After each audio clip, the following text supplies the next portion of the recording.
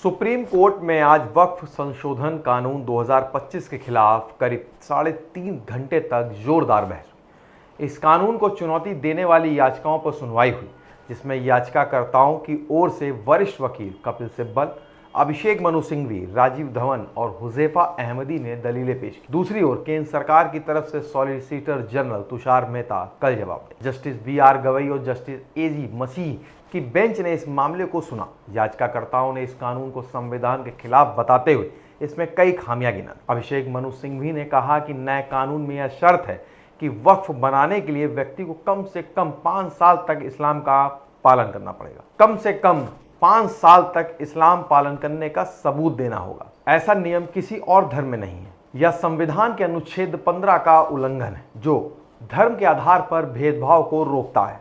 सिंघवी ने कहा कि इस कानून में वक्फ संपत्तियों के बार बार रजिस्ट्रेशन की शर्त डर पैदा करती है। इससे लोगों को बार बार सरकारी दफ्तरों के चक्कर लगाने होंगे। सरकार के सर्वे और आंकड़ों पर भी उन्होंने सवाल उठाए। सिंघवी ने बताया कि वक्फ कई संपत्तियों वक्फ बाय यूजर है, यानी लंबे समय से धार्मिक इस्तेमाल की वजह से वक्फ मानी जाती है, लेकिन इनका कोई रजिस्ट्रेशन नहीं। नए कानून से कोई भी इन पर विवाद खड़ा कर सकता, जिससे इनका वक्फ का दर्जा छिन सकता है। सिंघवी ने कहा कि कानून का सेक्शन 3D प्राचीन स्मारकों और धार्मिक स्थानों पर लागू हो सकता है, जो पहले से प्लेसेस ऑफ वर्शिप एक्ट के तहत सुरक्षित है। इसमें मुस्लिम धार्मिक स्थानों को निशाना बनाया जा सकता है, जो संविधान के अनुच्छेद 15 के खिलाफ। वहीं राजीव धवन ने कहा कि ब्रिटिश काल में भी धार्मिक संपत्तियों की परिभाषा नहीं बदली गई। भारत एक धर्मनिरपेक्ष देश है। अगर एक सिख व्यक्ति वक्फ बनाना चाहे तो यह कानून उसे ऐसा करने से रोकेगा। यह धर्मनिरपेक्षता के खिलाफ है और पुराने कोर्ट के फैसलों को भी नजरअंदाज करता है। धवन ने कहा कि सुप्रीम कोर्ट ने बाबरी मस्जिद जैसे मामलों में वक्फ बाय यूजर को मान्यता दी।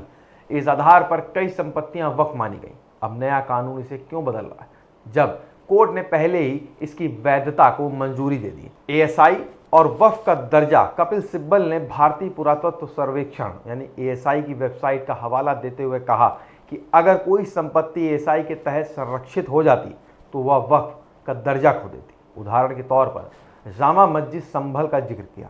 इससे कोई भी विवाद उठाकर वक्फ संपत्तियों को खत्म कर सकता है।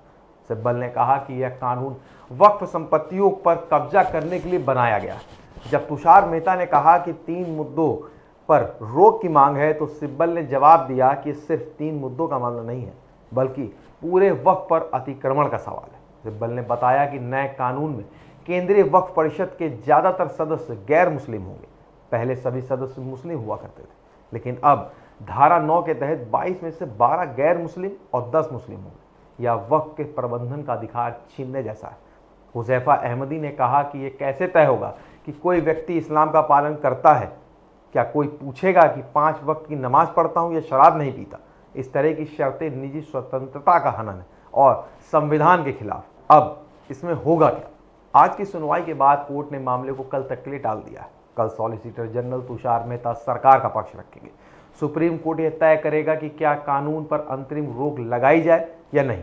यह मामला इसलिए भी अहम है क्योंकि यह मुस्लिम समुदाय की धार्मिक स्वतंत्रता और संविधानों के सिद्धांतों से जुड़ा। आपको क्या लगता है, कोर्ट इस पर रोक जारी रखेगा? हमें कमेंट सेक्शन बॉक्स में बताएं। आपको ये वीडियो पसंद आया हो तो इसे लाइक करें, शेयर करें और चैनल को सब्सक्राइब नहीं किया हो तो आज ही करें।